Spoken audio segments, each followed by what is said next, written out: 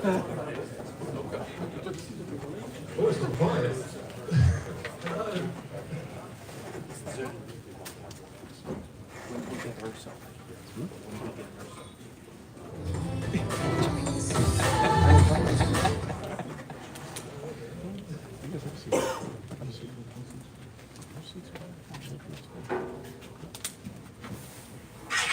Okay, technical hitches, please bear with us while we get going.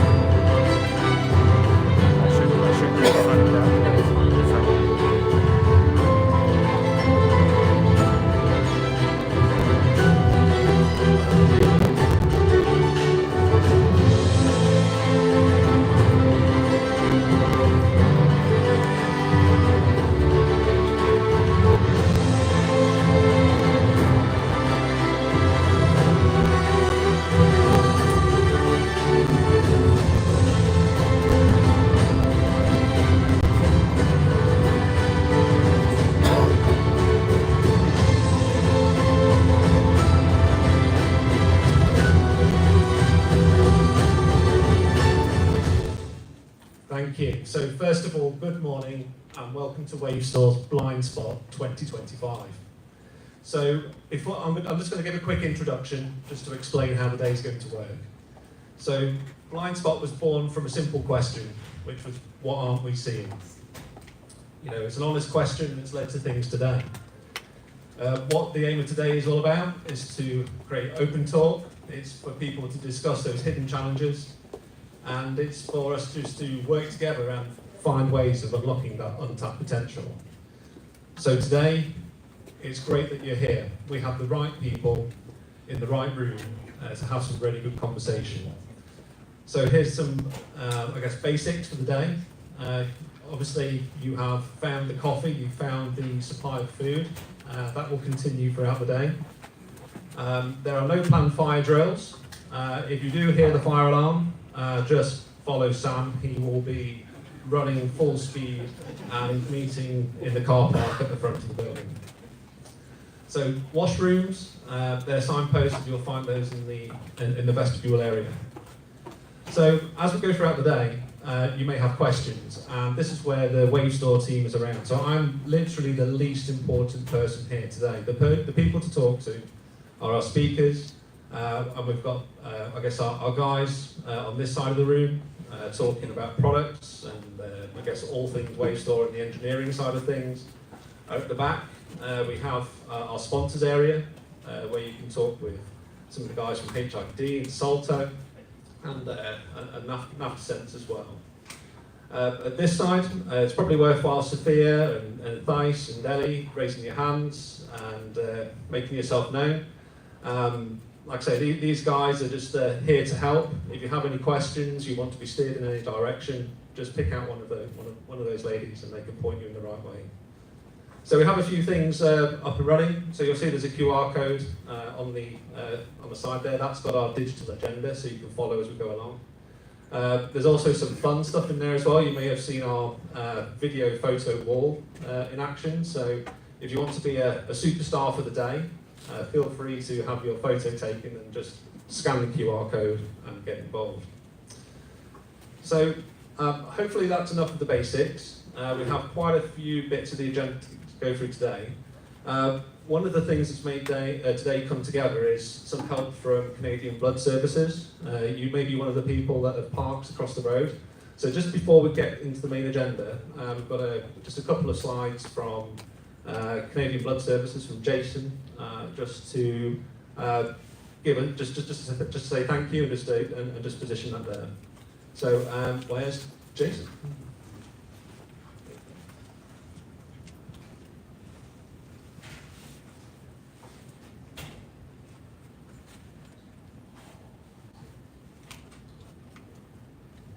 Hi everybody, how are you?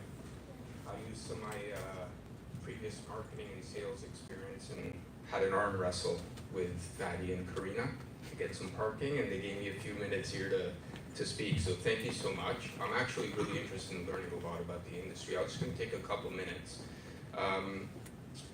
For anyone that has donated before, thank you, and if you haven't, and if you have any interest, what I would encourage you to do is download our app at Give Blood, and I have my contact information at the welcome table if anybody is interested later on. What I do for Canadian Blood Services is work with organizations or groups of people to put together teams at their companies and work on continuous programs to donate.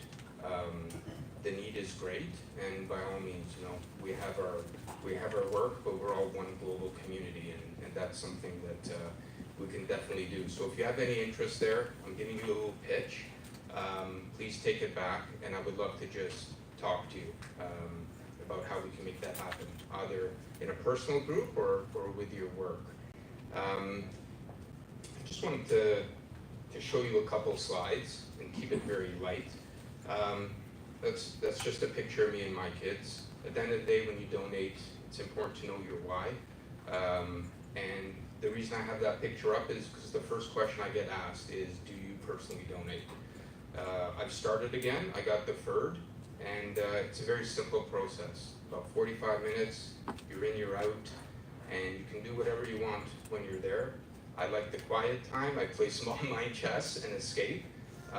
But the point there is it's very welcoming, it's a pretty seamless experience, and it can give a lot back to the brand and community.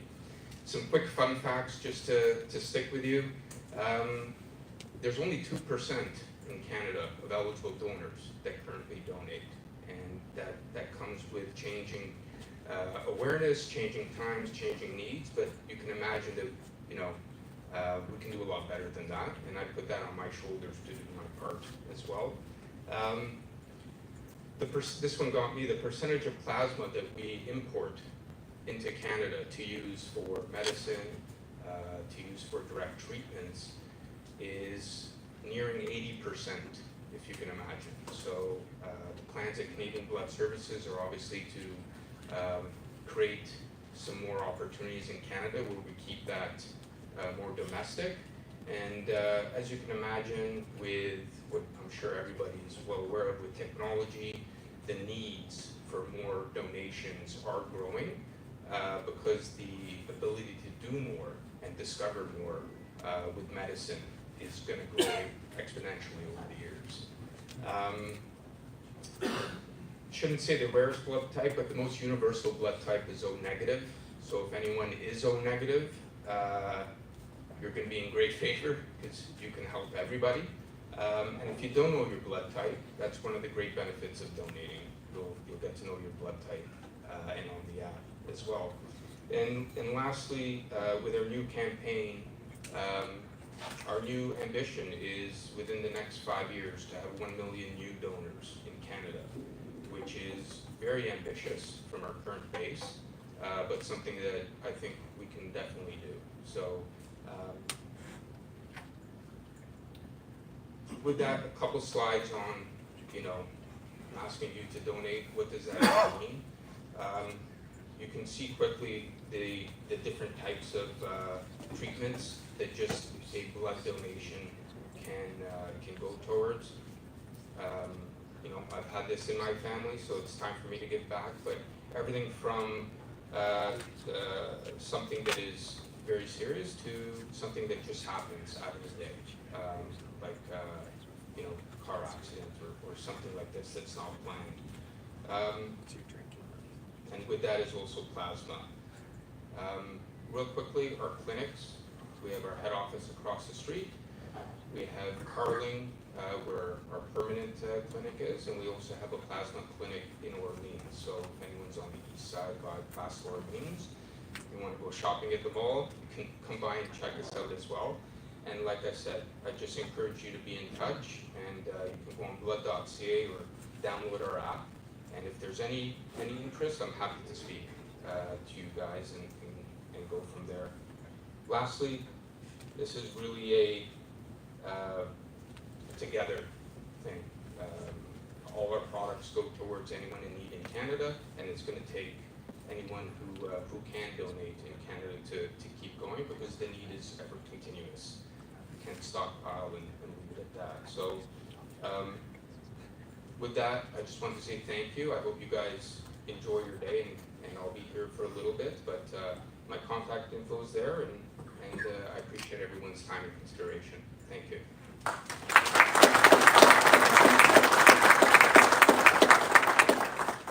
So thank you very much, Jason. And like Jason mentioned there, if you want to get in touch, just hook up with Jason. He's in the room for a while. That'll be cool.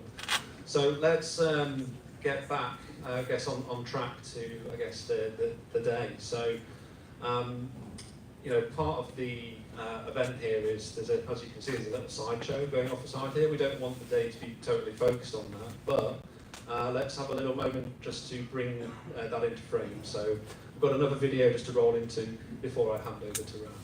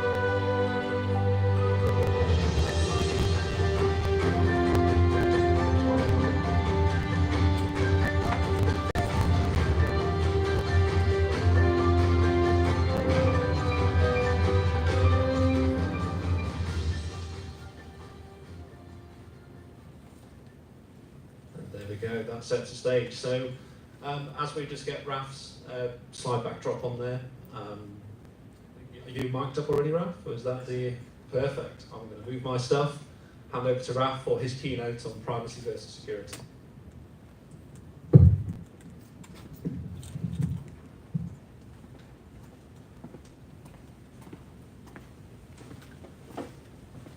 Welcome Raf with a quick round of applause.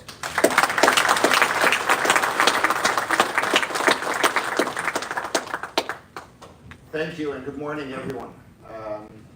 First of all, a big thank you to Sam. I'm not sure where you went.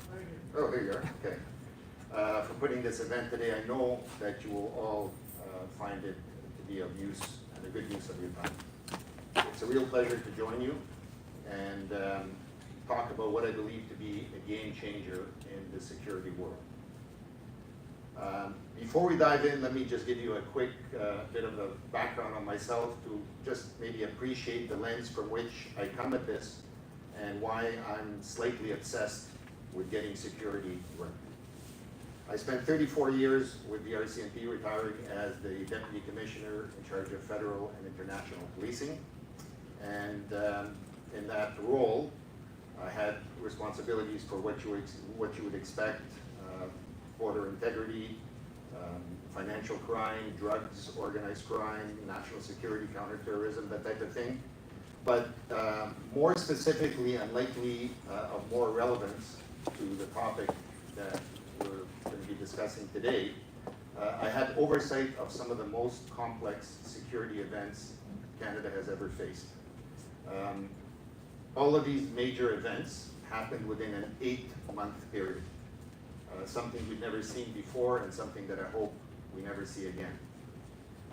In fact, Pat McDonnell, who's sitting second, put your hand up, Pat. There he is.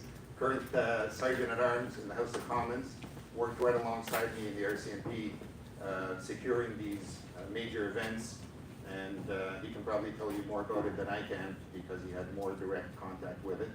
But in the space of 8 months, we had the Francophonie Summit in Quebec City, we had the Winter Olympics in Vancouver, we had the G8 as it was then in Deerhurst, and we had the G20 in Toronto. All came with their own complications. These are some of the world's largest major events. They're attended by world leaders, and any misstep would be a major disaster, not only for law enforcement, but for the country in terms of getting a black eye. Oops, we missed something is just not on.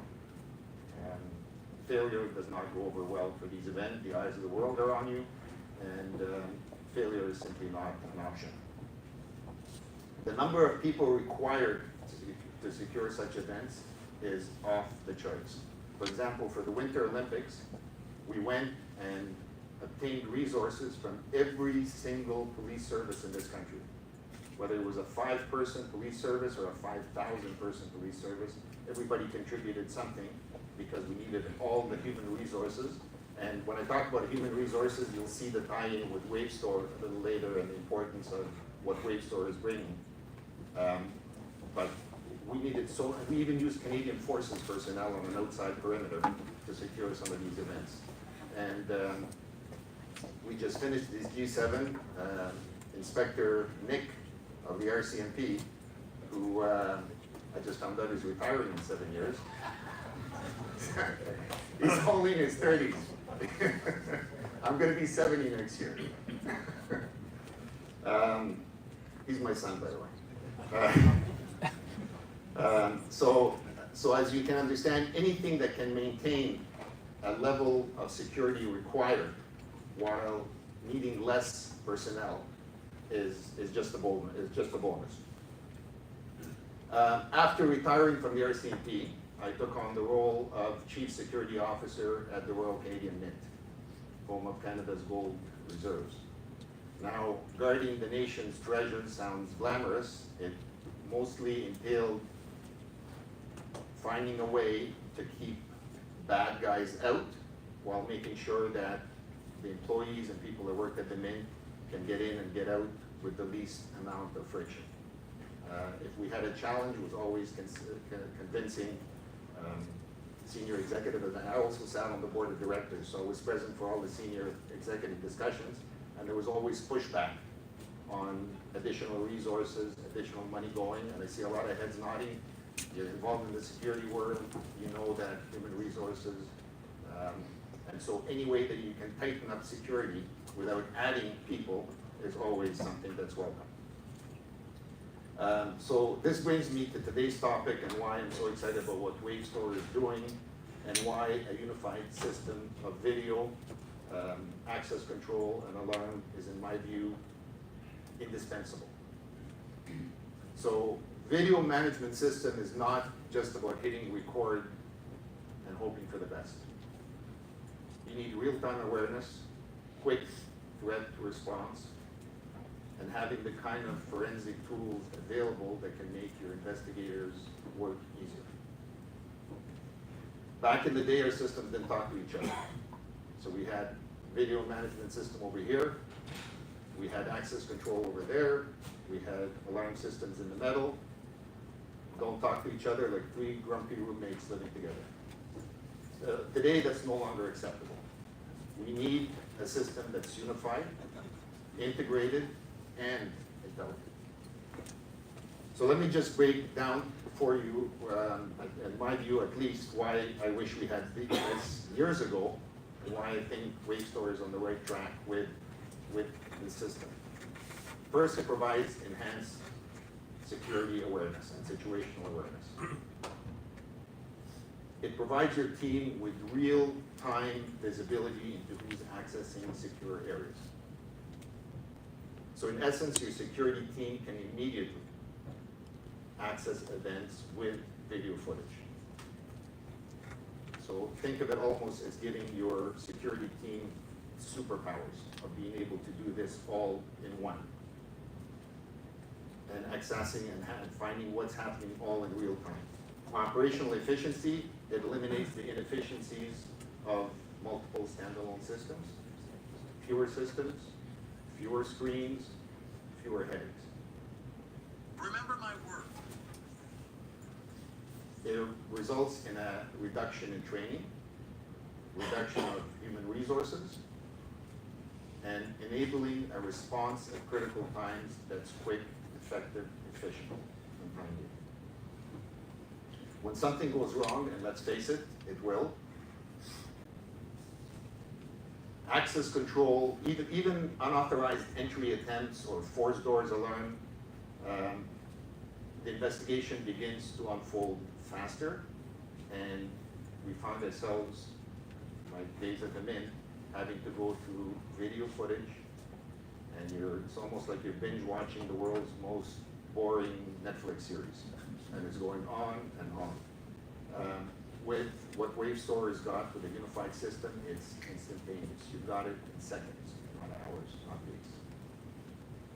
Scalability to me is also something very important, because whether you're managing a small enterprise or a large enterprise, you need to be able to have a system that can grow with you. And I see Wavestore almost as a Lego system that you can build on as you grow. So whether you require biometrics, analytics, facial recognition, as you grow and as your needs grow, you can build onto it. Cost savings and return on your investments, fewer licenses, less hardware, less training, less personnel. It's a rare opportunity to do more with less. You hear that often, doing more with less. This is an instance when you can actually do more with less. At the end of the day, you're working smarter instead of harder. You know, I see security as not just technology, but as trust, preparedness, and resilience. You have able to factor these three into your security apparatus. And what really impresses me about what Wavestore is doing and what it's committing to developing, it's a security platform, I guess, that embodies these three principles of trust, preparedness, and resilience. And when Sam told me about what he was putting together, to me it was music to my ear. I wanted to be part of this. Because we had talked about that. We talked about all the difficulties and deficiencies in the systems we had, and we didn't have anything better. So when he explained to me what he was putting together, I immediately said, like, this is where we need to be. Absolutely, I want to be part of this. So I'll stop here. The real experts on this system are going to be up to speak with you shortly, but I want to thank you for your time. I'll be around for the rest of the day, and be happy to chat with any of you or all of you and discuss things and issues that we've had in problems in common over the years.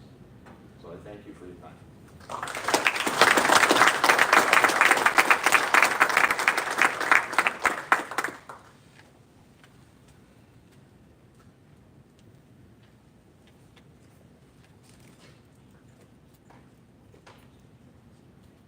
That's cool. So thank you, Raf. Do we have any questions on the floor Raf, right now? Please raise your hand if you have any questions and want to follow up. Yeah, that's cool. So we'll keep chill. Like I said, we have basically another time for a coffee right now that's on the agenda. But just thinking in terms of speed and whatnot, how's everyone feeling? Are you coffeeed up, or do you want another? Yeah, good talk. Yeah. So in that case, then, what I'm thinking, just to keep the agenda moving at a good pace, is if Tom is ready, we can get queued up for Tom Comerford. So this is lessons from 9/11 and the evolution of building security. So let's roll into that. So Tom, please come on up.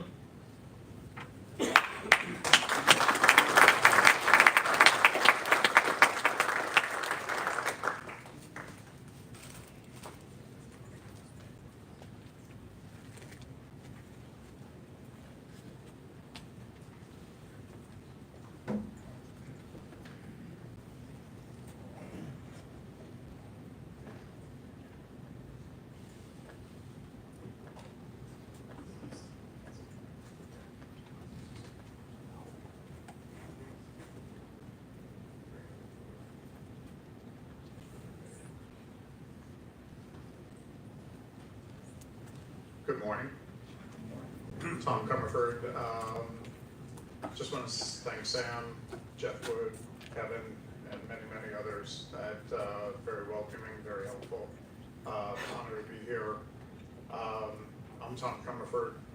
I have an engineering education, been a system integrator in the private sector first 15 years of my life. Then I joined the Port Authority as a consultant. Then they hired me as a program manager. I ran a security program at the Port Authority, which, if you don't know, it's got an aviation department, actually like 7 airports, heliports, JFK, LaGuardia, Newark, some of the busiest airports, tunnels, bridges, terminals, 2 tunnels, 6 bridges, multiple terminals, stations, ports, New York, New Jersey, and it's a bi-state agency, so all this stuff is in New York and New Jersey. What I leave out, PATH, which is above and underground heavy passenger rail system between New York and New Jersey. Ports, talked about World Trade Center, basically a 4-block, 4x4 square grid in Lower Manhattan. Its own police force. I used to know all the numbers, but I actually retired from them about 1.5 years ago. But moved a lot of people and goods, probably moved over 1/3 of the economy of the US in the northeastern region. So definitely played a vital role. I had the luxury of doing physical security systems, which I enhanced the department pre-9/11. I think it was like April they hired me, and then 9/11 happened in September. So we spent about $1.5 billion in physical security improvements, systems, physical security devices across all our properties. That was about 15 years, and then we hired our first CSO who asked me to take over cybersecurity, which was an interesting change. I did that for 12 years, took us from a NIST NCSR maturity rating of 1 in 6 to a 5 in 6 before I retired. So that's the background to all this. Just really quick, and I'll jump right into the slides. 9/11, personally involved. I was in the building, 72nd floor, building 1, first plane hit from behind. I kind of knew it was a plane. I don't know how I knew, but I did. And the building swayed, thought we were going over. Unfortunately, it didn't. And looked up, and I had this beautiful office I just got like 2 months before. Double wide office looking at the Statue of Liberty, beautiful view. But once that hit, finally got my wherewithal, stood up, looked out the window, everything falling in front of me was on fire. So pretty scary view. Thought I was in a movie scene or something. Got everybody off the floor. What do? I run for the elevator bank. My boss comes by and he's like, "What are you doing?" And then I realized I shouldn't get on the elevator, run for the fire stairs, which I did. And that alone, I mean, this is a great bar story. I'm just going to do it in like 60 seconds. Going down, people smoking, blah blah blah from the fire, people panicking in the staircases. They had to shift staircases. At one point on the 22nd floor, I passed a colleague who had an arm full of radios. He's trying to communicate to all the disparate systems and people about what's going on. I was with a bunch of coworkers, started seeing people coming up the stairs, firemen carrying 60 pounds of gear, completely wiped out, going up, 15, 20 flights of stairs. Went down to 16, thought I should go back, so I let my friends get ahead of me. I yelled down, hey, I'm going back up. Went back up, went into the emergency operations center, which the elevator doors to get there were all blown out, so the fireman made a human chain, passed me down the corridor into the room, tried to reset things, couldn't, with a bunch of my friends, were standing at the window, look at the top of the other building on fire, smoking. All of a sudden it drops. So you're hearing steel girders hit our building, seeing this fireball come down, we're all running for our lives. It was kind of a Three Stooges thing. The door opened in, we all run to the door. If it's going out, everybody crashes into the door, we all back up, they open the door, we run out. Some girl screaming, an operator at the top of her lungs, oh, it's bulletproof glass, stay, you'll be fine. And I'm just thinking, I hope somebody grabs her by the back of the neck and drags her out of the room. Because we're all in a panic mode. Everyone goes out the door, runs to the right.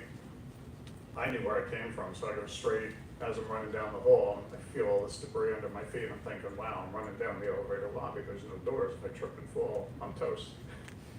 Got into the stairwell. I was taking 2 steps of flight, clearing it from the 22nd floor. Eventually, I come around a corner and I crash into the back of one of my coworkers. He's got a woman by the arm, and they're like, okay, take a deep breath. Okay, take a step. Take a step. Okay, take a deep breath. Okay, take a step. They did that from the 72nd floor down to wherever I crashed into them. And I'm like, well, we gotta go. My throat's in my mouth, obviously, or my heart's in my throat from what I just saw experience. So he's like, nope, leave me alone. Very precise words, the way he told me, very colorful, blah, blah, blah. He said, see if anyone else needs help. And there's probably 20, 30 people in front of him, quadriplegics, paraplegics, blah, blah, blah, all being helped. Nobody needed help. So we get down to the bottom floor. I'm the first person, can't open the door to get out of the staircase. I had to pry myself in. People had to push me in between the door and the door frame. Finally got it open about 2 feet. And we get out and go to the West Side Highway windows. They're all blown out. What you see is a perfect response to a situation like this. Emergency vehicles everywhere. And everything's like trash. Stuff on top of it. All kinds of stuff all over the place. So I look out the window up north and I see 2 firemen getting up, dusting themselves off under a bridge. And I just start pointing up and they stick their heads out, they look up and they wave us on. So we just started marching down the West Side Highway. As I'm doing that, really quick, almost over, the jets start flying over Manhattan. Very scary, never mind us marching down the West Side Highway, no traffic. But watching jets buzz over Manhattan, that was just crazy. And I could look back and see obviously one tower was gone, and then the other one dropped probably, I don't know, during a 10-minute walk. You heard a rumble, you saw big smoke, you didn't know it was gone, had to go, I don't know how long it took for the smoke to settle to realize both towers gone.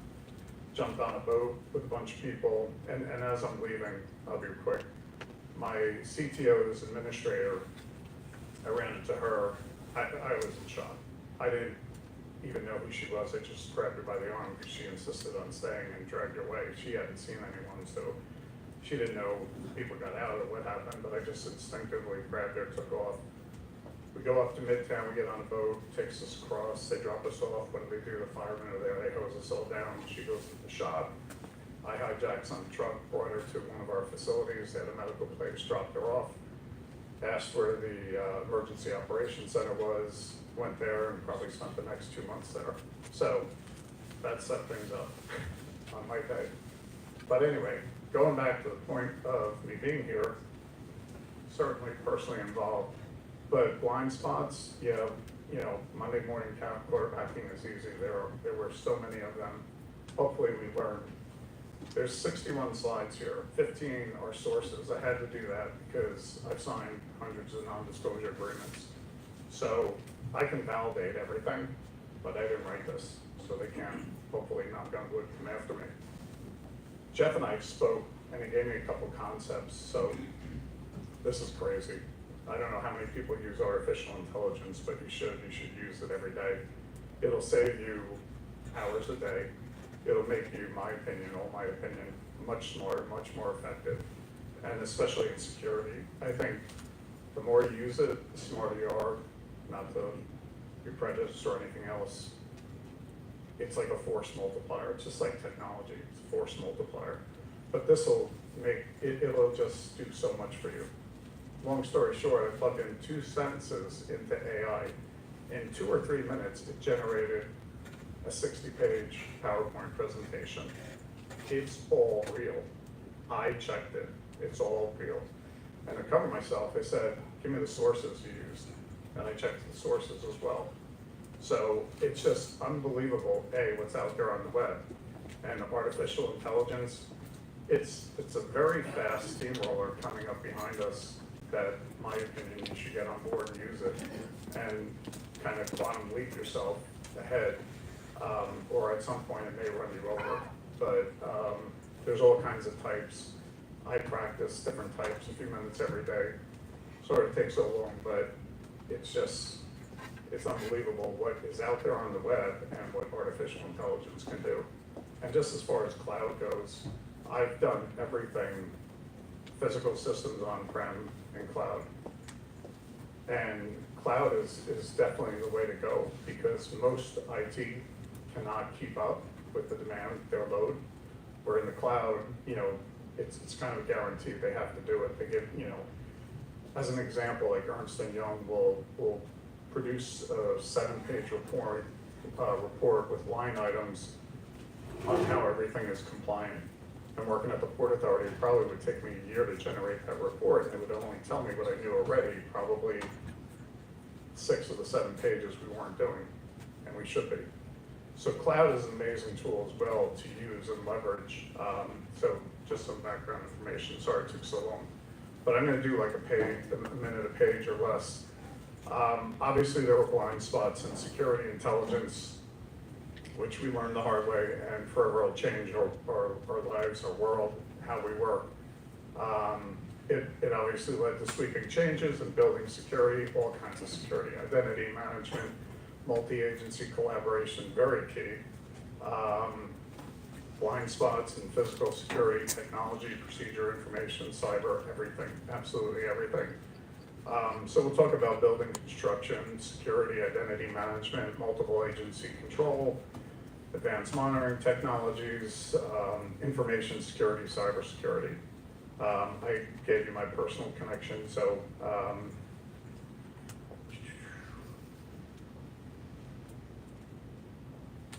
quicker, there we go. What are the blind spots? So I think we know, what happened, 9/11, obviously, terror attacks, result of multiple blind spots, many gaps. It was a coordinated attack that we kind of knew pieces about it, but we didn't connect the dots, so to speak. Sorry about the format.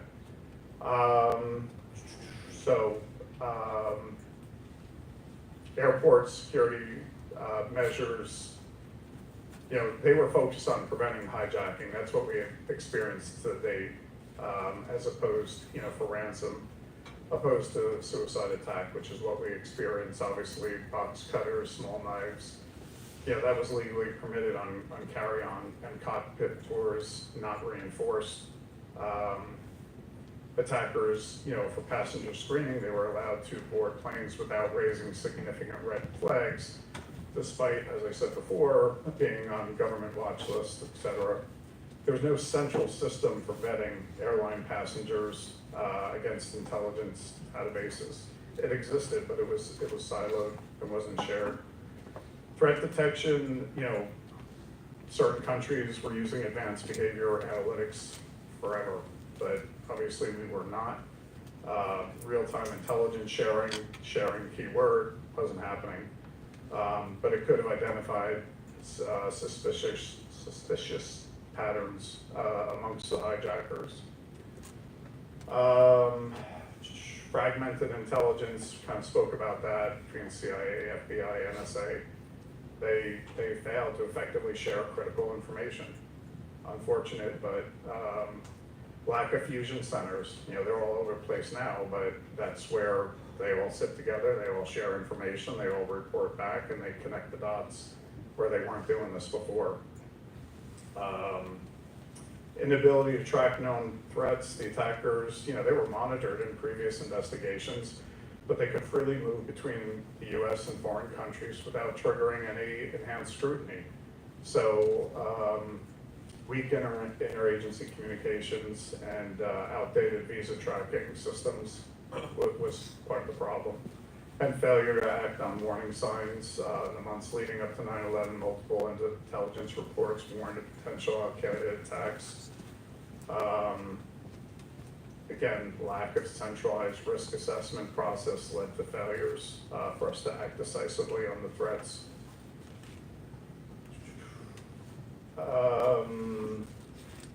Unsecured airspace response delays. There were no standard protocols for intercepting hijacked planes. The military response obviously was delayed because they were unaware of the full-scale attack until it was too late. Structure vulnerabilities of high-risk buildings. World Trade Center towers were designed, this was a surprise to me too, were designed to withstand an aircraft impact, which it did. But the designers had not anticipated a jet fuel-induced fire weakening the steel structure, which is ultimately what happened. It's kind of surprising, as an engineer, plane's either full of fuel or it's not, so it's kind of surprising. But, no one even suspected a plane would attack the World Trade Center. People knew it was listed, it was ranked, obviously it was known and addressed, but just not with the full fuel. And we'll get into that. I mean, I'm sure you saw, long story short, the fuel, the heat melted the beams in between, which ultimately they sagged and they dropped. There's another side, I'll get into another specific, which is why I'm actually here. Because had some other things not been done, I would not be here. Let's see. Structural, okay, we did that. Oh, okay, how towers stood as long as they did. So progressive collapse, we'll get into that more. How that's now built into building security to prevent the progressive collapse from happening. Lack of emergency preparedness for large-scale attacks. Communication failures between fire, police, emergency medical teams led to confusion, inefficiencies in rescue operations. Many of the radio systems were not compatible. And that's absolutely true, and I saw it, I told you, when I passed the 22nd floor, opened the stairwell door, there's my friend, armful of radios, at least, I'm guessing 9 radio sets. And one, he's talking to one, looking for another, trying to relay messages. And I learned afterwards is the device, you bring it, you drop it down, you just take a radio from everybody who has a radio system, you stick it in this device, and now they're all compatible. They have the ability to talk to one another. But we didn't have it that day, didn't have it available. It was made readily available right afterwards, but it's after the fact. And it's come a long way since then, but it's unfortunate. Somebody gave me a CD of all the emergency channel audio recordings from 9/11. I've yet to listen to it. I'm guessing that's today, I don't know, in my backyard with a little fire and probably a bottle of tequila or something, but I haven't had the courage to listen to it yet.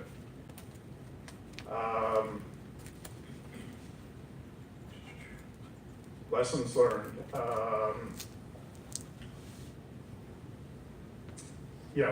Obviously we'll go through the sweeping changes in protocols, intelligence sharing, infrastructure resilience, and we'll go through all the different lessons.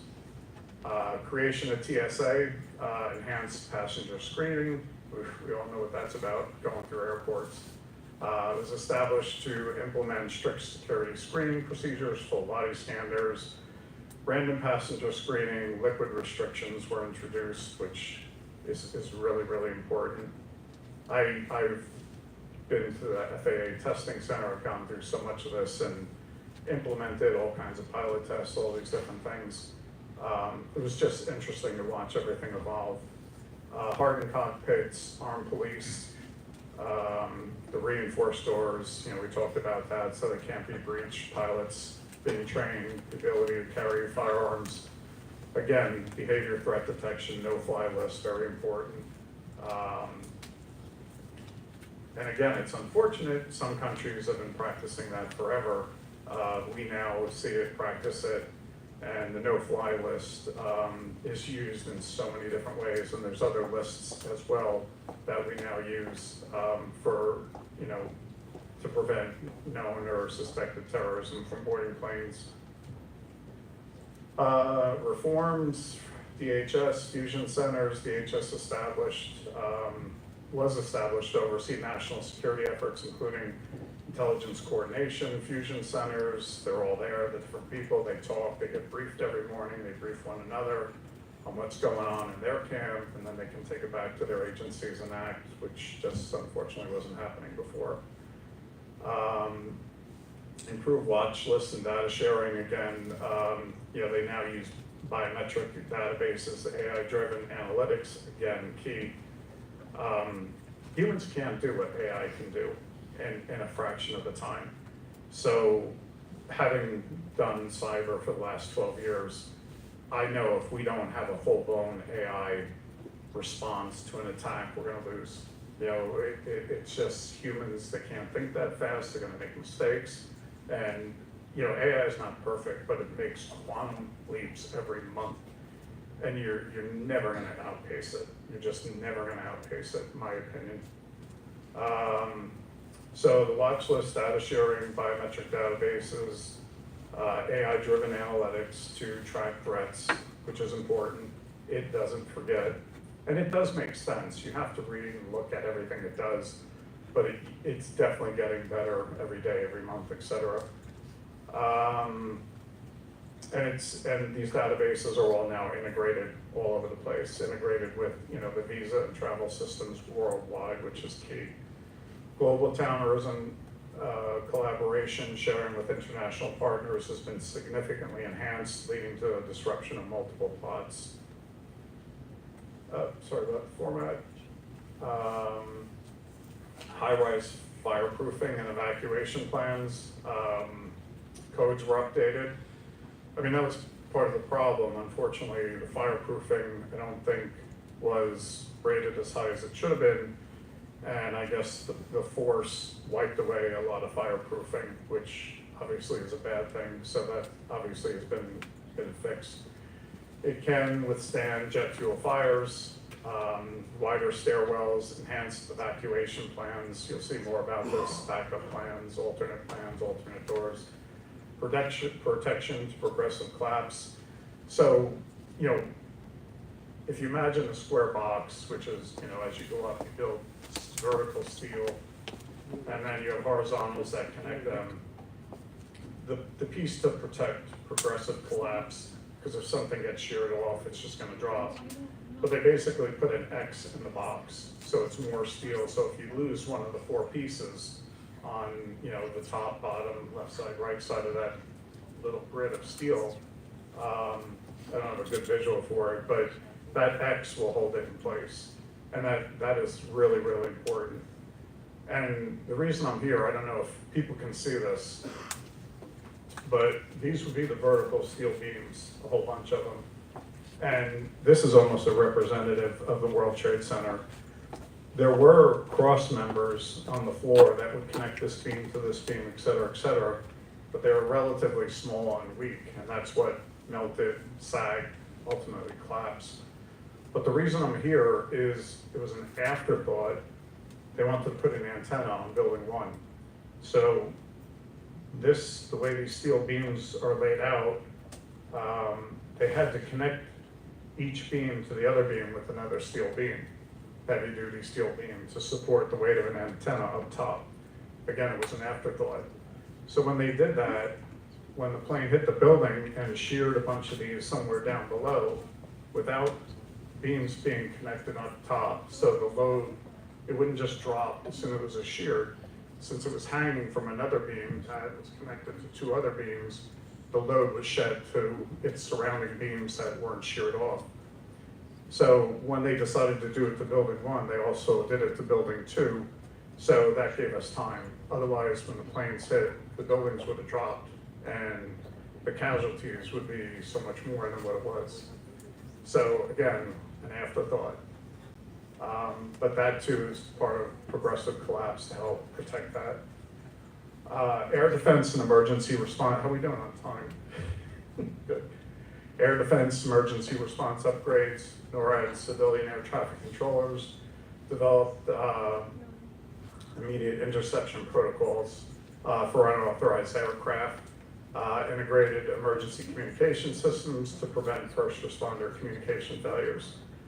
Surveillance and threat detection expansion, New York City has cameras all over the place. It's now deployed extensive CCTV networks, cameras everywhere, video analytics, AI-powered surveillance tools to detect suspicious activity. Could be a person, could be a crowd, could be cars. I was talking to someone before, it's almost endless what analytics can do, video analytics. If you think about traditional arms, what is there, 20? Duress button, motion detector, the laser beam, video analytics, it's whatever you can imagine. The stabbing of a person or carrying a knife is an analytic. Holding a gun is an analytic.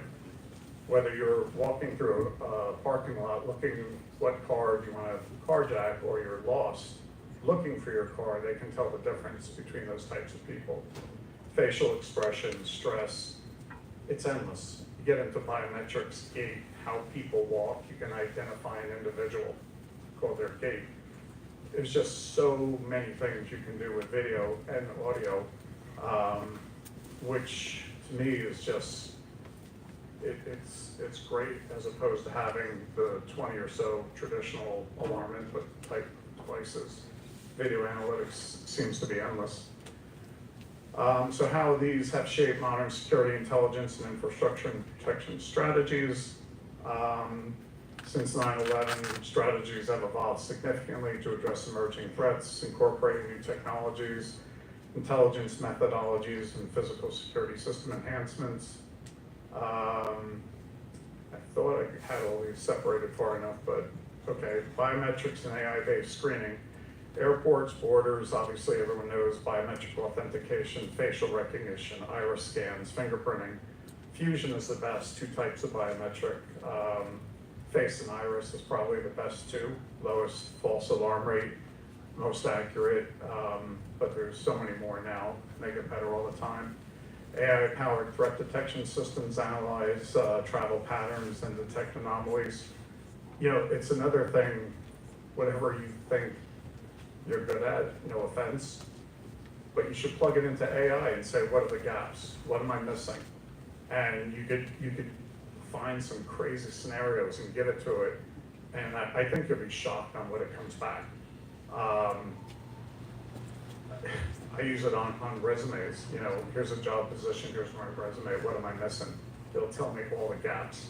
And I look at the gaps and I do that, this is what I did with that, I do that, this is what I did with that. I can go back and enhance a resume using a simple thing.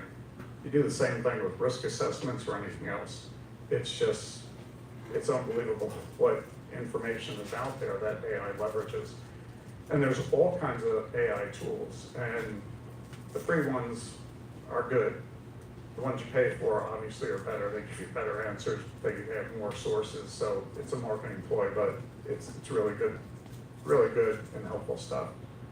Perimeter intrusion detection. I did a lot of this. Video analytics, major transit hubs. Yep, they all got them. Fence sensor, radar, land-based, marine, AI-driven video analytics. Absolutely.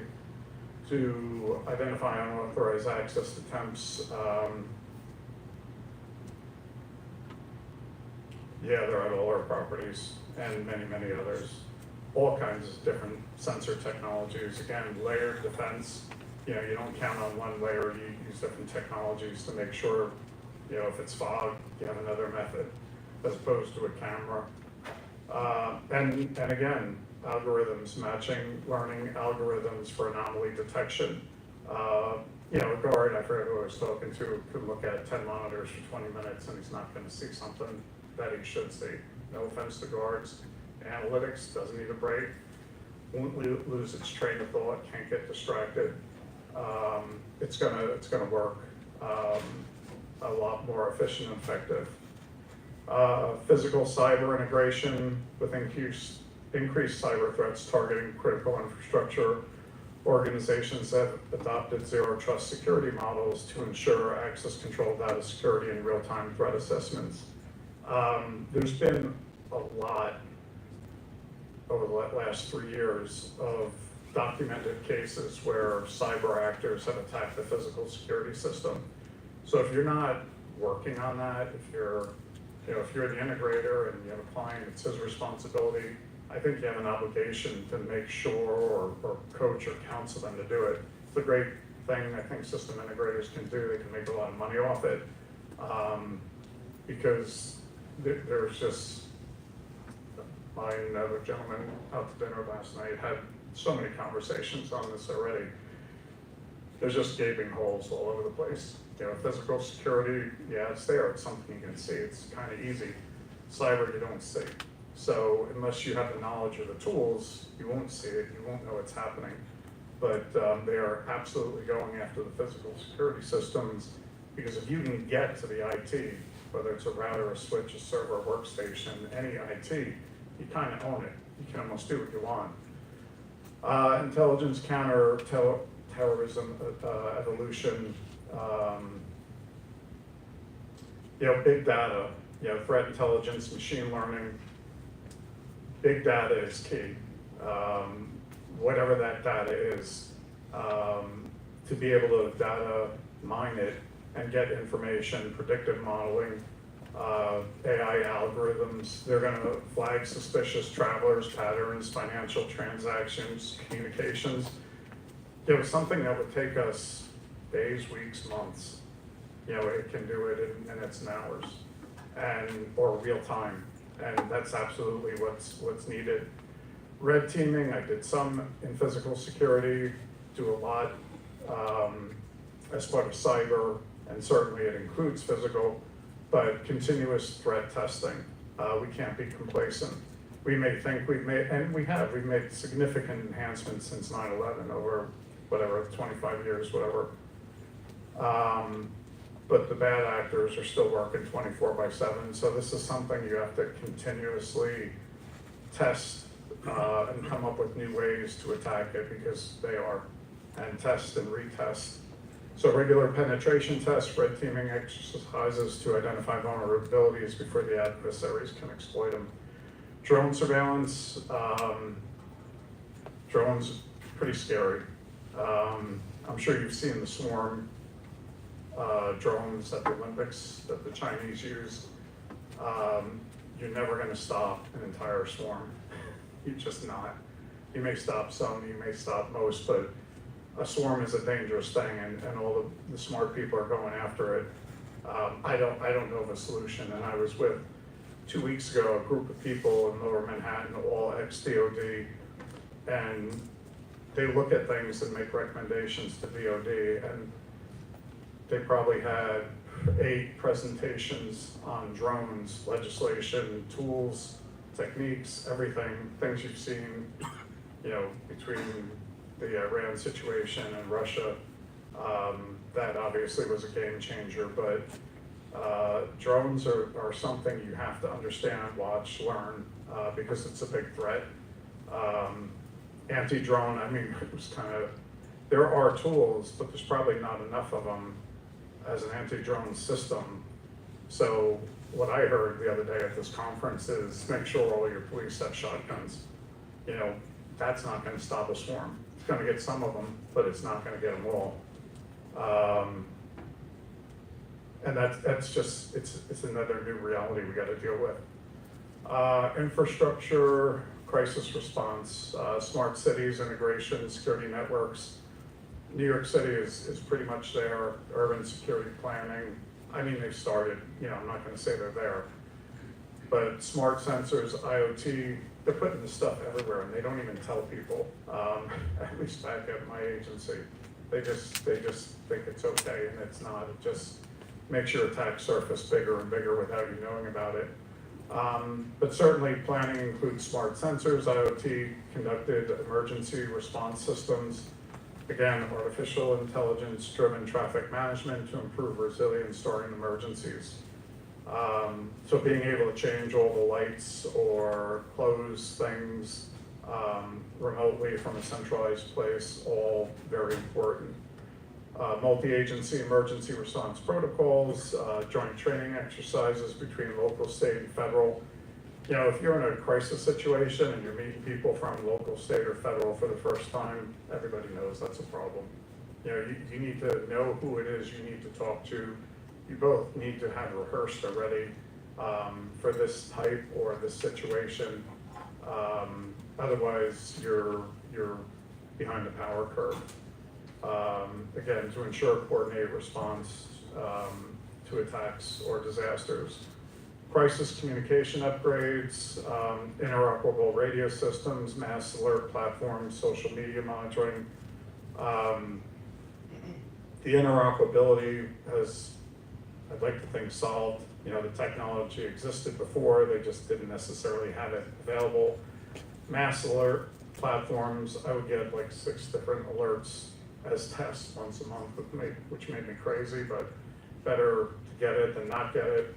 But we, at least, you know, we have leveraged as many, the Port Authority has leveraged as many as they can, and hopefully everyone else, and I'm sure everyone signs up for municipal or state, maybe not everybody, but in social media, you know, there's a lot of ways to find out what's going on.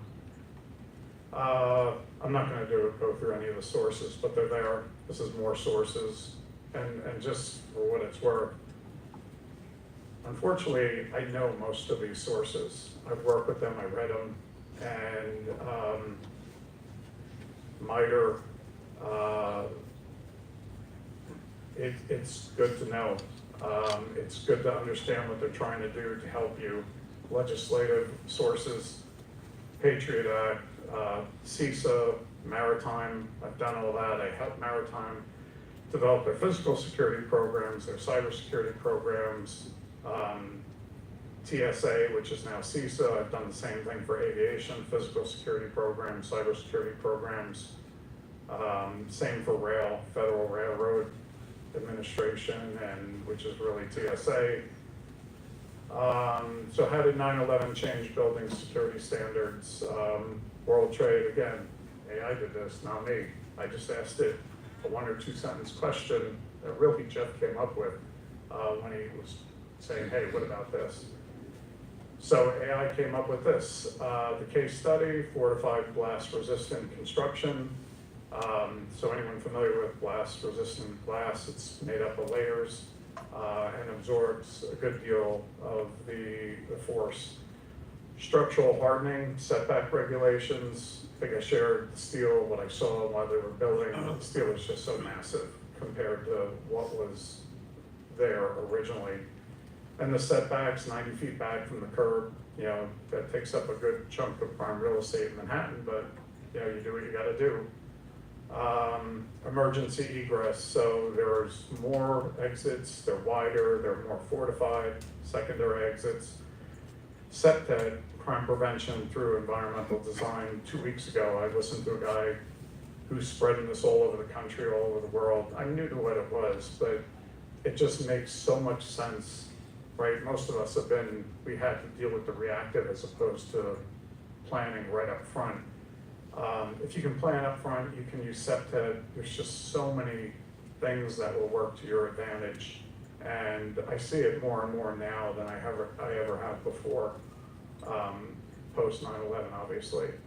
New building codes, I work with NFPA, ISC, DHS, for those that belong to ASIS, and are CPP, maybe even PSP certified. Anything you work on helps whoever owns the end product. if they, if they're sued or something happens where, I'm not sure it's still hold true today, I think it is, where ASIS will absorb some of that. It's documented, you have to read the documents and understand the fine print to know what it'll do. But you can also get DHS Safety Act certified or designated. There's two different standards, but you're now not liable or less liable depending on which one you get. So that helps should your company experience something good to know and work towards. Higher standards for fireproofing, ventilation, critical infrastructure reinforcement. Fireproofing, much thicker, much higher temperatures, ventilation, and we'll get into this more. The Sebring suite, chemical, biological, that they have ways to vent things, they have ways to filter things, to isolate things. Next line is there. So that has come a long way.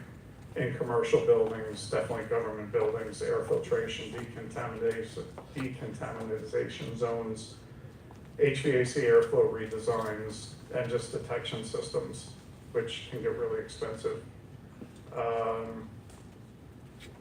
Physical security overhaul, let's see, this is just more detail. Some of it we went through. Okay, high strength concrete, they're now at 14,000 PSI, where before they were at 3,000 to 5,000 PSI. So the reinforcement of the concrete is whatever, 5 times stronger than what it was. The protective glazing, laminated glass resistant glass, we spoke about that. Reinforced, it goes up like 20 floors using a reinforced concrete and steel podiums to mitigate ground blasts. Structural hardening, setback, we spoke about that. Progressive glass, we spoke about that. Progressive collapse.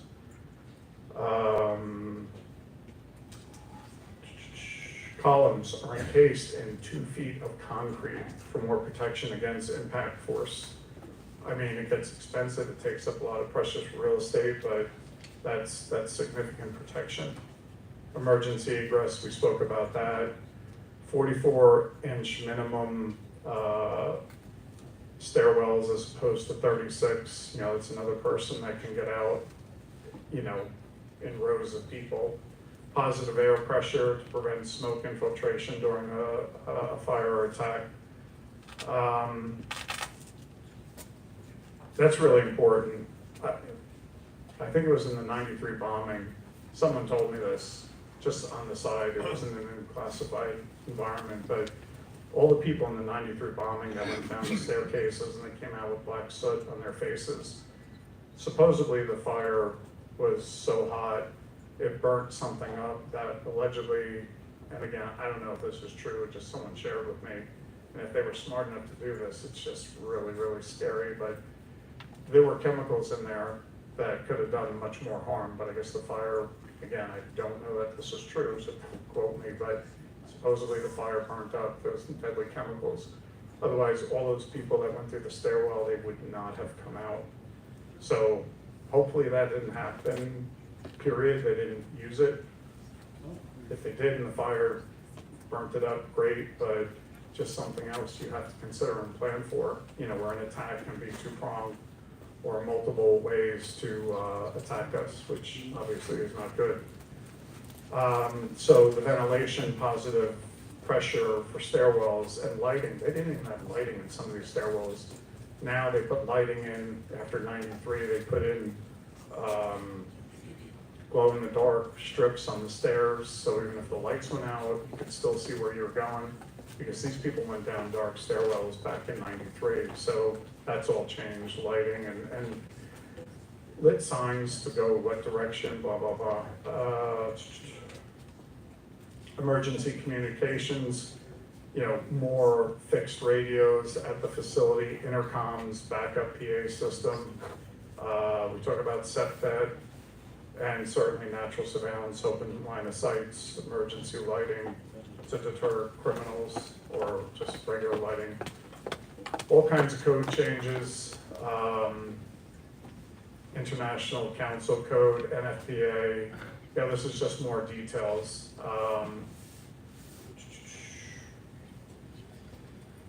Hardened rooms, see them all the time. Corporate America, commercial buildings, for a number of reasons. Let's see, fire rated stairwells. I mean, I know where they used to be sheetrock and not anymore. The signage in the stairwells is important, we spoke about that. A lot of risk assessments, emergency response plans, disaster recovery strategies. It's just more and more this is required. It's not you should, it's code, you gotta do it. Blast mitigation, physical access control, we know about that. Perimeter, we talked about that in government buildings. Seabird, we spoke about that. Perimeter defenses, access control, fireproofing, up to 2,000 degrees Fahrenheit for multiple hours. I don't know what it was before, but it wasn't 2,000. And I'm not sure what the duration is. Multiple hours is kind of vague. Sprinkler systems, dual water feed, that's definitely a changer. And then as we spoke about ventilation, airflow, airborne containment from spreading in the HVAC, emergency smoke purge systems, all new important stuff. Sebring, I won't go into that other than, you know, it's chemical, it's biological, radiological, nuclear and explosive. Lots of tools were there for special occasions, but now it's in commercial buildings, government buildings, decontamination showers at entry points, safe rooms with lead-lined walls. Certainly, you know, the systems are deployed. I've deployed a lot of them. They have sensors to detect the airborne toxins, automatically isolate things, negative pressure rooms, positive pressure safe zones, continuous air sampling, real-time chromatography detectors, very expensive, trace particle detection. It's all becoming more, unfortunately, common use. So since 9/11, structural resilience, security regulations, advanced detection systems, they've drastically reduced vulnerabilities in high-risk buildings, skyscrapers, transportation hubs, government facilities, for blast resistance, Sebring, fireproofing, smarter access control, making them far more secure against evolving threats. Oh, wrong button. Come on. Sources, nope, nope, nope, nope. Evolution of identity management, ID verification, was manual checks, lack of real-time authentication. So it's getting better, where now we implemented something called SWAC when TWIC, if you don't know what TWIC is, the federal ID system. SWAC is the same thing, but we did it right after 9/11. It went deeper than TWIC did. We needed to know who our construction workers are. So it's much more restrictive, much more thorough, but we needed it, and obviously we could turn it around a lot faster than the federal government did. So we did it using facial recognition, fingerprint, iris scanning for access control construction workers, deep background vetting, real-time credential validation if needed, access control, AI, identity verification. We definitely use multi-factor authentication, zero trust principles. You know, expect, you know, the bad guy to have a credential or, you know, I don't know, live scanning in biometric technologies, so you couldn't use a fake finger.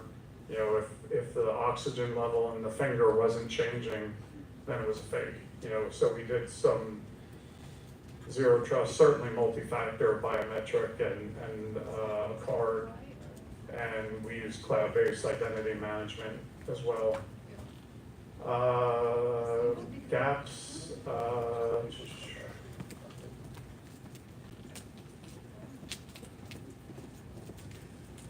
This is just really more detail.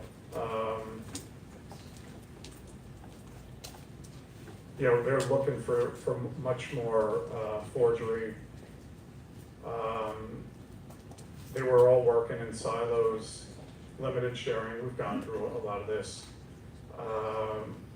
No unified system for verifying credentials or watch lists, that is the past. Post 9/11 Standard Identity Verification Real ID Act.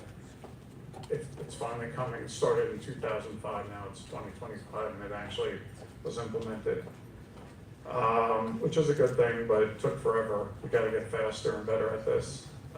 TSA Secure Flight, which that's identity, interagency coordination, DHS HISN. I don't know how many people use HISN. It's a great tool, a lot of really good information. Automatic identity verification via biometric databases. The FBI uses a next generation identification, and DHS's automatic biometric identification system. It's for faster cross-checking of identities. So the federal government has definitely made progress as well. World Trade Center implemented advanced biometric access control during reconstruction. Face recognition, fingerprint scanning, iris, absolutely. Background vetting through DHS, TSA, FBI, and it's real time. So, if they're not sure, they can quickly validate something, but there's much better control, real-time control, better credentials, better verification. They use embedded RFID, near-field communication, geofencing, so it's definitely significantly better than what it was.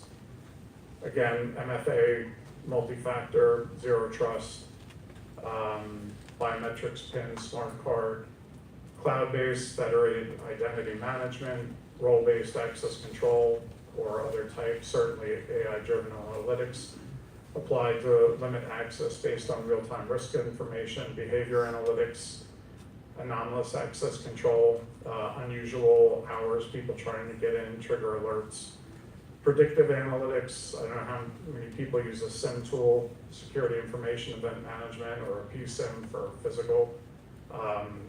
We've integrated that with cyber stuff, so it just helps bring all the disparate systems together that were spoken about before with the previous speaker, skipping sources. Multiple agency coordination, had siloed operations. New York City is a good, case study. They have a real-time crime center and interoperability with their fusion centers, their command centers. They use PSIM systems, real-time situational awareness, common operating pictures is what the name of their processes, and joint operation centers. They do enterprise monitoring, intelligence sharing, and they do it along with video analytics powered by AI for anomaly detection, both public, private sectors, geofencing. We've talked about all this, but it's just really good that they're all using this. Another case study, this is really more the same. New York City Real-Time Center interoperability initiatives. Real-time data includes license plate recognition, closed circuit TV all over the place in the city. Their cameras on the street, building security, park security, any cameras that are out there, they've worked with the people and got access to the feeds. The gunshot detection sensors, it all provides actionable intelligence. All AI-driven software correlates the data for all different agencies and to track and identify threats. Multiple agency collaboration, we spoke about this, joint terrorist task forces, local emergency response teams, cloud database fusion hubs for immediate sharing of information, state, local, deployment of fusion centers all over the country, data sharing.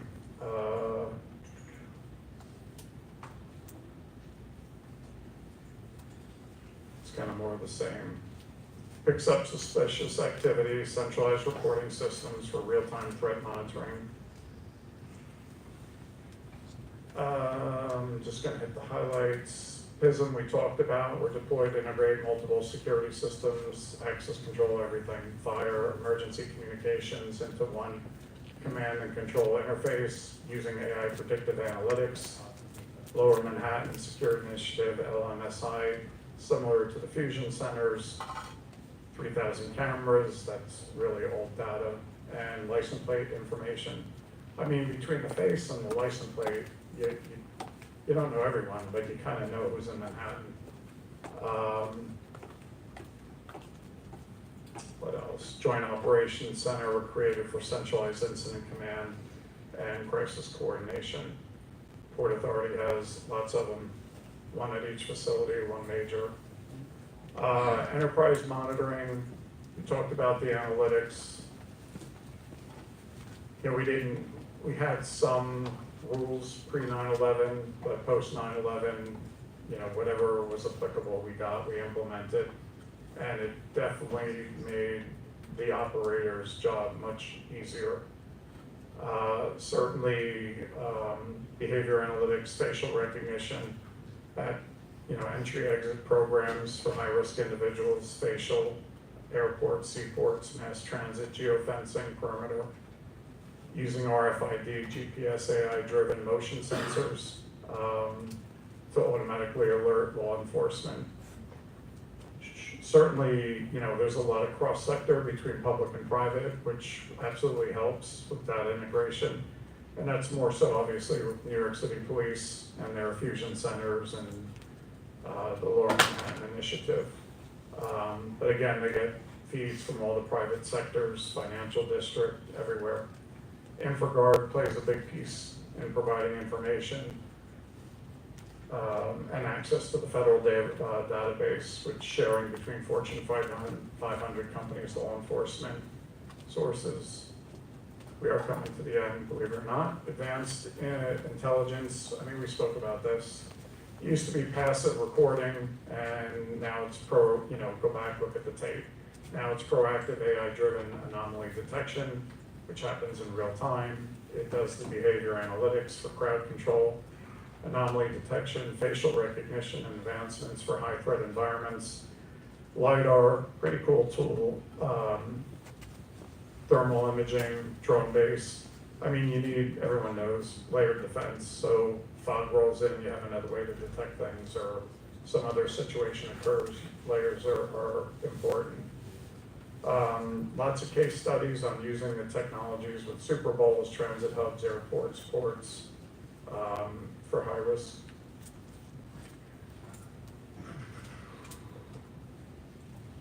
Smart surveillance. These formatting issues weren't there before, so my apologies. So all these technologies and the adoption of these, it exposes, you know, critical gaps in real-time situational awareness with the AI-powered proactive surveillance and real-time anomaly detection, threat prediction. You know, it can predict 3 to 4 different scenarios that could happen. You have the information up in front of you and you start looking at things in 4 different ways as opposed to one.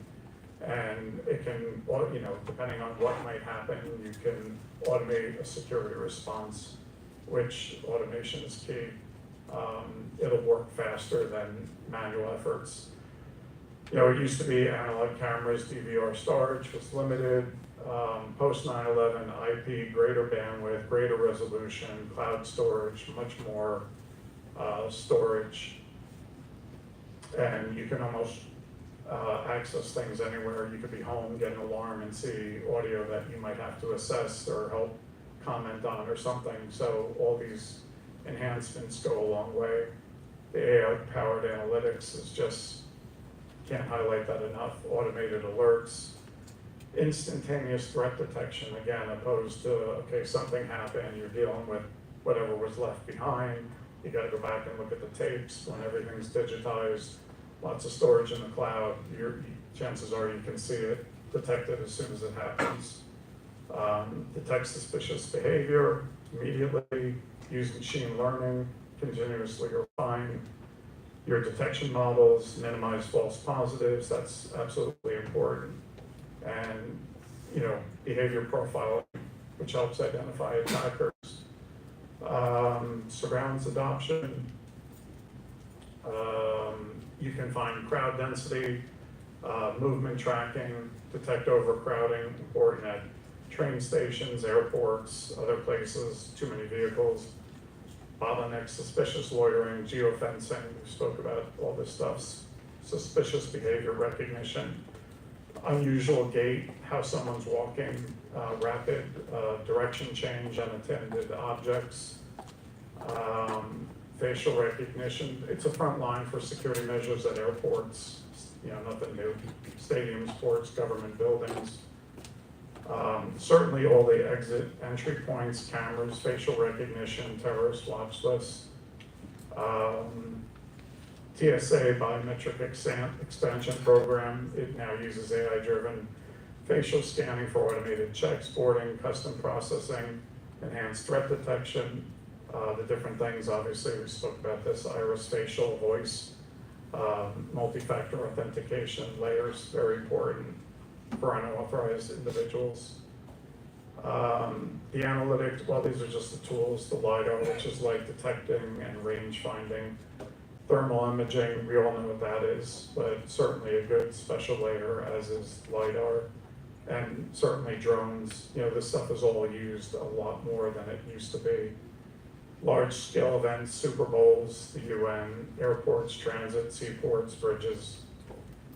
Sources, we'll skip that. Future remaining challenges, I don't think there's enough physical cyber convergence, having lived through both.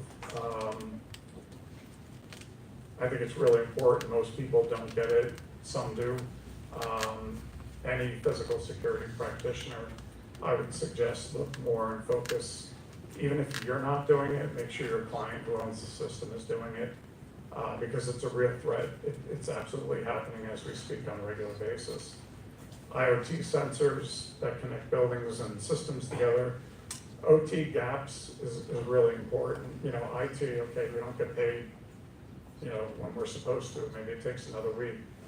OT, it's a kinetic force. It could be, they release a dam.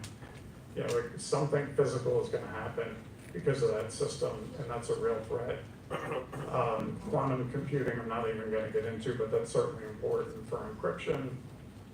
Insider threat, social engineering, huge, absolutely huge. It's a remaining challenge. Next generation building security, smart cities coming online, intelligent buildings, it's just more surface area to be attacked. 5G, same thing. So much data can be moved, you've got to control that. Automated emergency response, the more automation, the better. We spoke about that. Remaining challenges, IoT, lighting systems. This is crazy.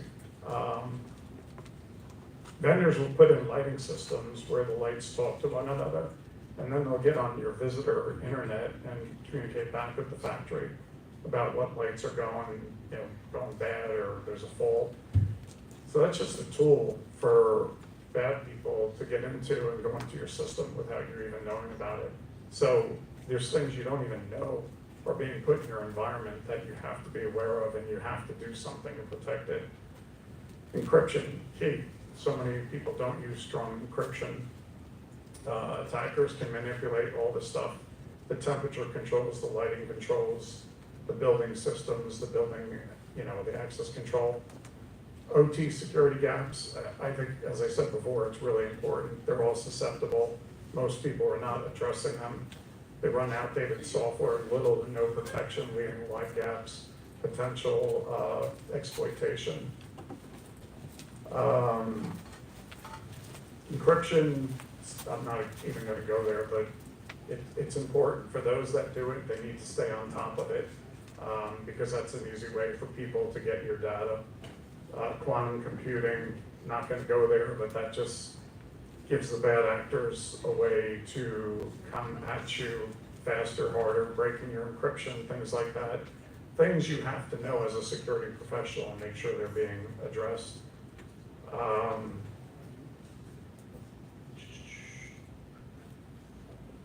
We talked about some data privacy, right? People unauthorized access to sensitive information, leaking sensitive information. it's all bad. You gotta find a way to keep it in check. Manipulating internal data for personal gain, social engineering, phishing attacks, pretexting, baiting, there's phishing, smishing, there's like a dozen different ways they can come at you. And they are, and you have to educate your people, so they know what not to deal with, what to stay away, what to report. Least privilege, so important. Least privilege, physical access. Least privilege, access to data. Multi-factor authentication. Make sure that only the right people are getting in. This is really kind of a repeat. Smart cities. Secure, making sure these things are secure. NIST cybersecurity framework is something there's a lot of different cybersecurity frameworks. I'm a big fan of NIST. I use it, the country uses it, the states use it, and it absolutely applies to physical security systems. So that's something I would definitely look into. We spoke about 5G, this just gets into more detail. Just allows you for, big wide open pipes, more real-time video analytics, intrusion, AI-driven, faster decision-making. The more you can automate your emergency response, the faster you can control access if there's a union strike or something else, not to be anti-union. Trigger lockdowns, notify relevant authorities. If it's automated, it's gonna happen much faster. Same thing with threat mitigation, faster incident containment, reducing human error, regular testing of automated response systems, forget the sources, closing thoughts. We've come a long way, but as I said before, the malevolent actors, they're still looking at where we are today, thinking what can they do tomorrow, what can they do next year. We need to be the same. We need to keep looking at our blind spots. They're there, they're always gonna be there. Physical you can see, cyber you can't. So to me, you need to look at both. Technology's not enough. Again, a lot of multi-agency coordination with human intelligence are just as critical. We have to adopt, evolve, and innovate to prevent the next attack. So the call to action is evaluate your own security program for these hidden blind spots. I'm just gonna blow through this really fast. Perimeter intrusion, bottom line, the impact, you get real-time alerts, it doesn't matter, drones, radar, microwave, whatever, you need a perimeter intrusion and you need to address those real-time alerts. Enterprise access control and credentialing, bottom line, it's gonna strengthen your physical security program, hopefully eliminate credential fraud if you use current technology, and enable centralized monitoring and management. Video surveillance is going to improve situational awareness, IP-based cameras, a lot of role-based video. There's like physical cyber convergence, we spoke about that. What's the impact? It's going to reduce your cyber vulnerabilities in security systems. They're there, they're being exploited, and prevent unauthorized access. Secure command and control is the impact is the more you put into that, faster crisis response, and a better ability to manage between multiple parties. For air, mass transit security screening enhancements, not on the screen, I'll skip it. TB&T, what's the impact? Tunnels, bridges, and terminals. And maritime, early detection, secured vital transportation arteries. Again, the Port Authority, just New York and New Jersey, moves more than 1/3 of the economy of the United States. So it's important, we're secure and we keep running. The multiple agency interoperability, what's the impact? It allows us for multiple agency coordination, improved emergency response times, and reduced communication failures. On emergency evacuation, active shooter, counterterrorism training, the impact is response readiness, reduced panic during incidents, and ensure swift coordinated evacuations and emergencies. So last one, resilient infrastructure. The impact pack is, prevent the unauthorized vehicle access, mitigate potential attacks, increase physical resistance. Just final thoughts, we are coming to the end, I promise. These are just a bunch of the standards that we saw throughout. They're things you should be aware of, you should know what they mean, especially if you're working in maritime or federal government or airports, mass transit, nuclear facilities, and even DoD. You've got to understand their requirements and make sure you implement them. This is the same, plus there's some other federal regulations, Patriot Act, TWIC, Federal Railroad Administration, New York State Cybersecurity Regulation. Port Authority has lots of documents publicly available. Government industry reports, there's plenty of those to look at. Best practices, I think we're there at our facilities. I think our sister agencies, MTA, Amtrak, New Jersey Transit, I think they're there, plenty of lessons learned. And again, last but not least, everything you saw was basically synthesized from AI. I went through it, it's all real, I've done it, I've practiced it, I'm sorry it took so long. But they're welcome to the slides. I just want to take my name off, only because of the 100+ NDAs I signed. Again, I'm sorry it took so long. I hope I didn't go too far over. But this is information you probably all want. You all want. There's something in here for everyone, and if you want to go through it all, it'll help you. But don't be complacent. Look forward.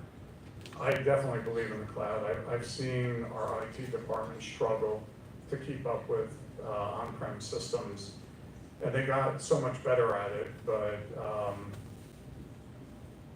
what's done, and using the Ernst & Young example, would take me forever to try and audit our systems, where they have someone, an outside independent third body, that would do it so meticulously, so well, and the reports are usually perfect, which is what you need. So you can focus on your core, which is the security part of it, and not have to worry about supporting all that IT. So don't get comfortable. Cloud is going to make it easy. Automation, artificial intelligence is going to help you a lot. I hope this helps. Sorry if I went way over on time. Thank you very much. Appreciate it.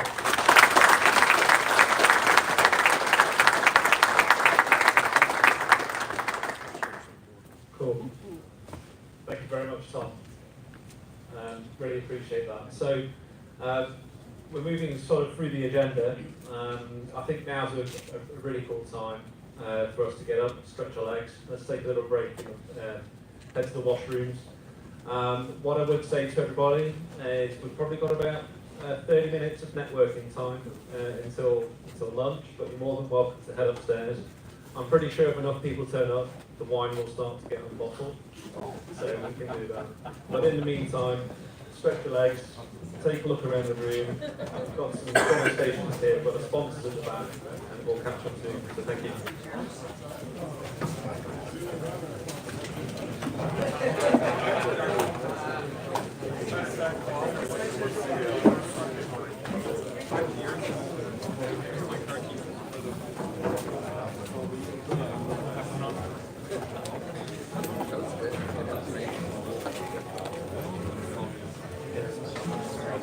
Stop. Same.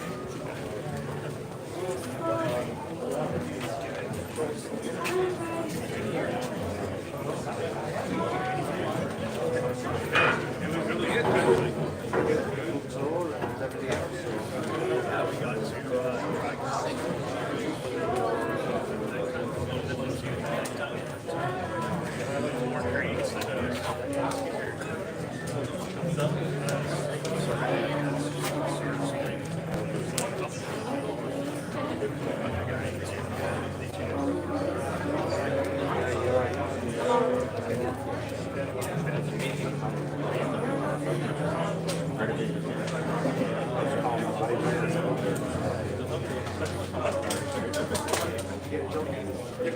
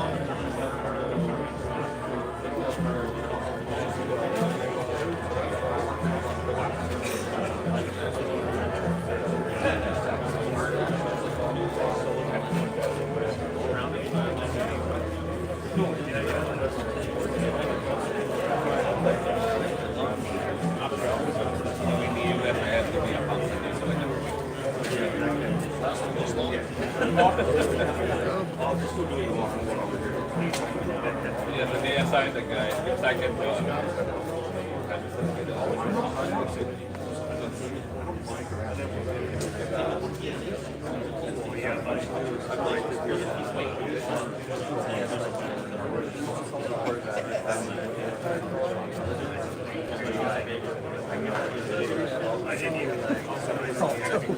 I didn't look past.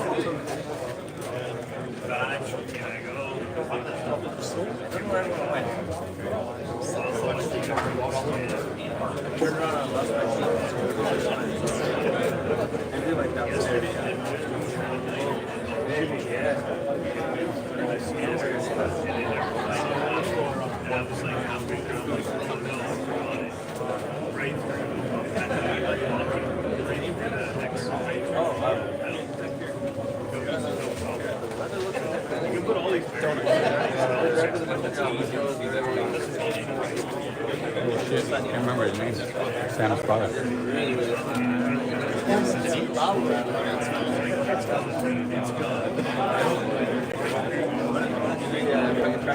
See you later then.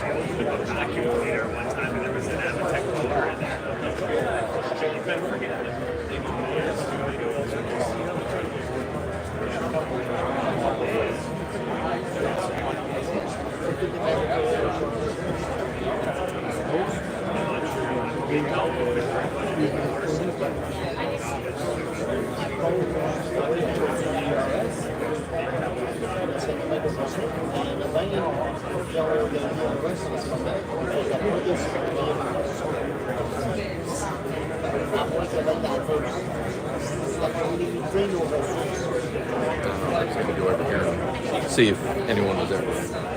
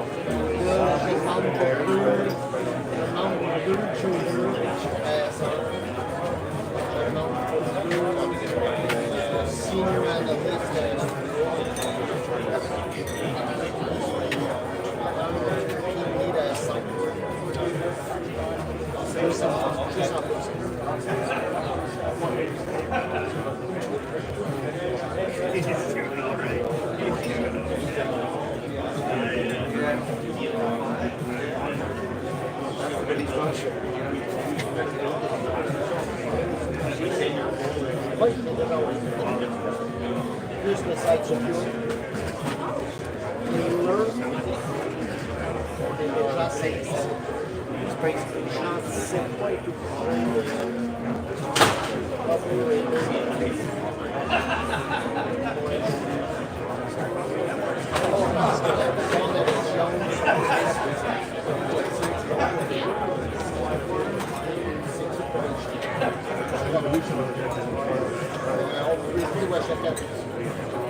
c'est moi qui décide de l'autre que je vais faire.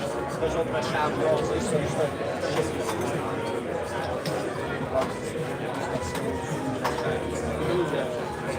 une affaire de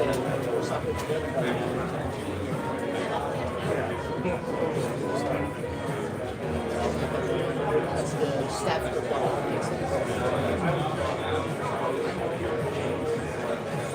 ça sort pas du ça sort du main aesthetic, ça sort à travers des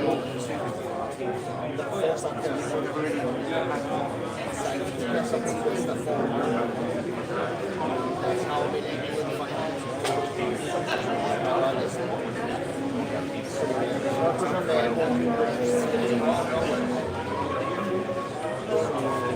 I don't touch that money. Après ça, les sign-off on it.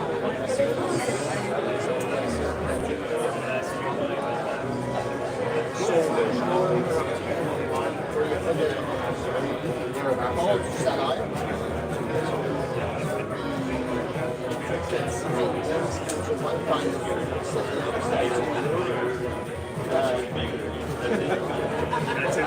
Right down the road,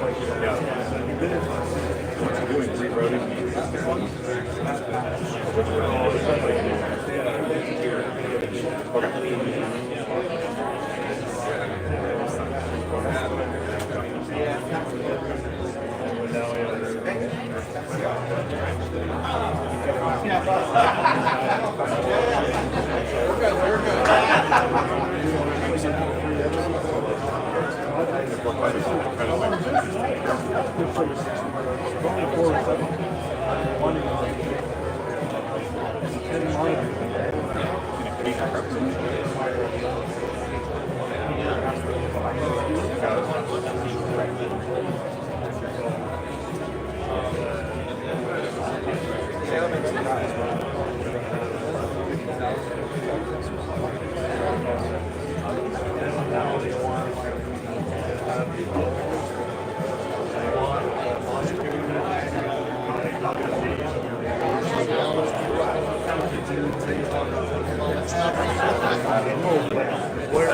they can't do it anywhere else. And then I didn't know we have boardrooms everywhere. How are we going to use? How are we going to use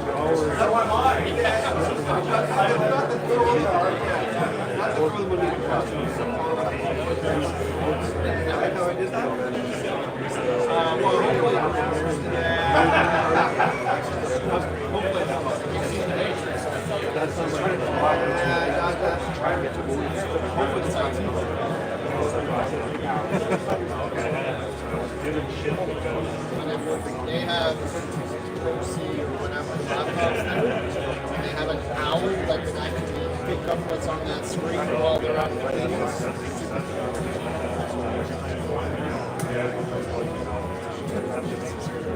See, right?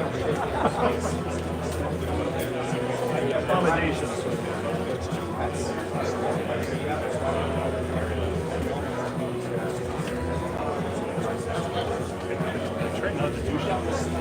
I'm stuck now with both sides.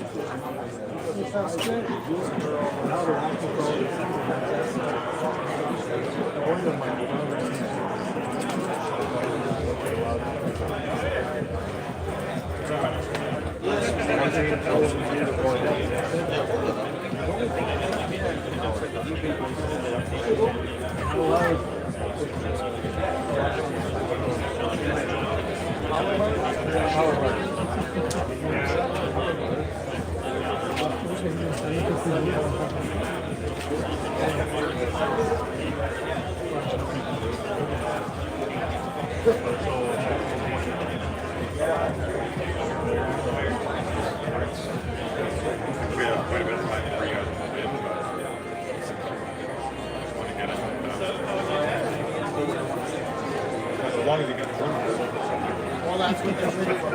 Actually, that's what they're ready for. That's what PSBC is fucking. Forgot to order them, or what? No, the time it takes to go to Denver. If we do it, let's say under like the threshold they have, if we do it through like 4 p.m. or something like that, I'll just get it right away. How can they get fucking furniture right away? But it takes like fucking fees or just these stupid contracted.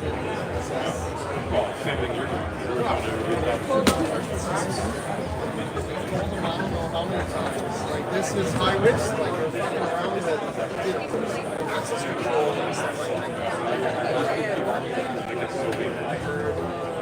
It's not just fucking full contract.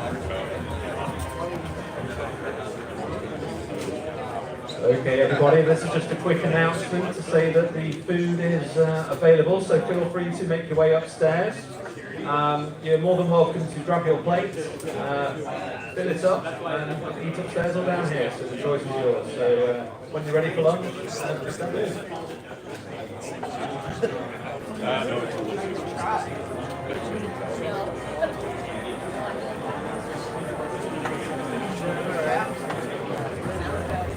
Want to eat their fillet?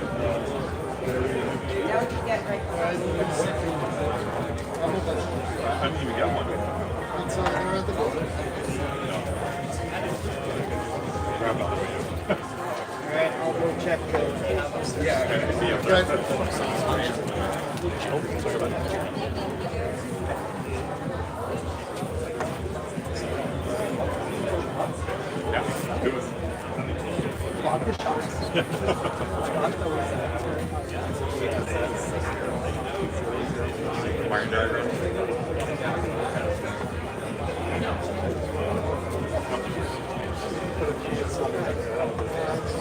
Still, 2706 stores still might need some more inspections. What they're expecting me to do, I don't think is possible. want to unlock the door using a card in Canada, but then relock the door with your PIN. I guess I could probably do it with mobile items, but everyone's going to be sharing the same PIN number.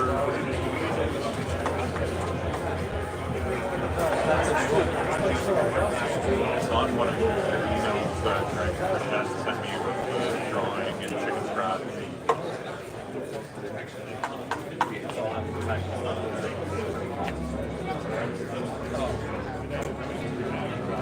The wiring shouldn't change much, but hey, how's it going, Bill? Long time no see. Wow. Less hair too. Oh, how's retirement treat you? Bored out of your mind, or are you busy? Good. Grandkids are keeping you busy. No,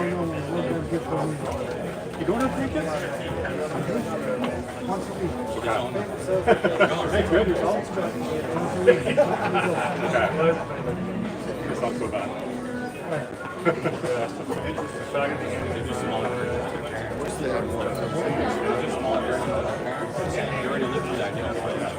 But at least you can send them away after the day as well. Not to keep them.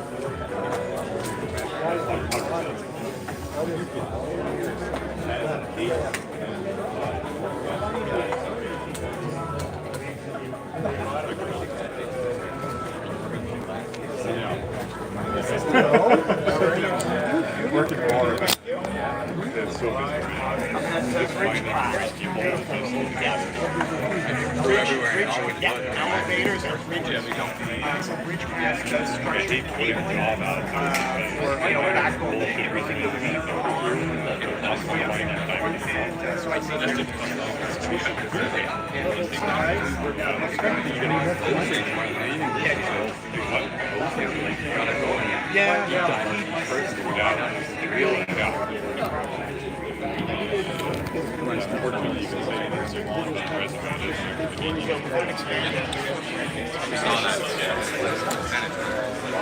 Okay, so that is the morning part of the show. What we'll be doing now is breaking for lunch, so I'll hit this, I'll pop this on pause. Once I think we're back up and running later on, I'll get my phone set back up, hit play, and there'll be an alert on the channel saying Wavestore's live. So thank you for watching so far, and catch you soon. Bye.